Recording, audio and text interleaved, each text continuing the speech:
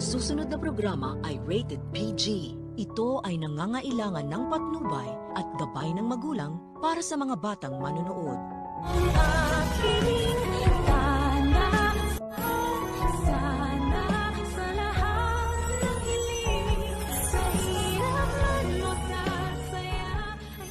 Talaga namang nakakainis na ang pagmumukha ni Carlos dahil huling-huli na nga siya na may connection talaga silang dalawa ni Zoe. Ay todo tanggi pa ang loko-loko. Pero ang mas nakakainis din naman ay itong si RJ. Pagkat nag-switch na naman siya sa pagiging engot niya. Nang sabihin kasi ni Giselle na hindi na daw siya mapipigilan sa pagpapablatter niya sa mag-inang loka-lokang sina Moira at Zoe ay pinigilan siya ni RJ. Diretsahan niyang sinabi ni RJ na wala daw talagang pakialam itong kapatid niya kahit na magkasira sila ng anak niya. Pangiinsulto niya pa na kung sa bagay daw ay sariling ang anak ni Giselle ay wala siyang pakialam. Nagpanting tuloy ang tainga ng kapatid niya at binigyan ng isang lumalagapak na sampal itong si Robert. Dapat siguro ay mas nilakas-lakasan pa ni Giselle ang sampal sa kapatid niya upang kahit papano ay maalog naman ang utak nito at manumbalik na ang memorya niya. Pagkat napakatagal na nga pero hindi pa rin bumabalik ang mga alaala niya. Kaya nga diretso ang maliligayang araw nitong mag-inang loka-loka at pati na rin ang kumag na si Carlos. Nang sabihin nga ni Annalyn na kaya siya nag-iimbestiga ay gusto niya lang talagang malaman kung nasaan na ba ang lolo niya, ay sinabi nitong mukhang rabbit na si Carlos na mukhang hindi daw yun ang purpose ni Annalyn at sa halip ay gusto niya lang daw talagang patunayan na tama siya na hindi niya man lang iniisip ang pupwedeng maging consequences ng mga ginagawa niya.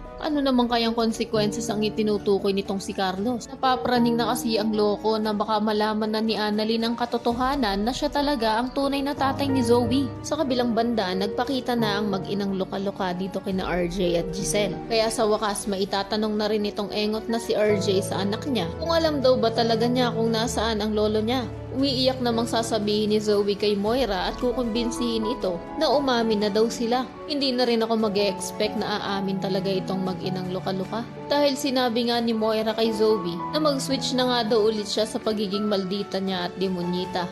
Dahil may plano pa nga daw sila sa lolo niya. Kaya panigurado na kahit na naaawa itong loka-lokang si Zoe sa lolo niya, ay hindi pa rin siya aamin. At sa halip ay magiging sunod-sunuran na naman sa lupa-lupa niyang ina.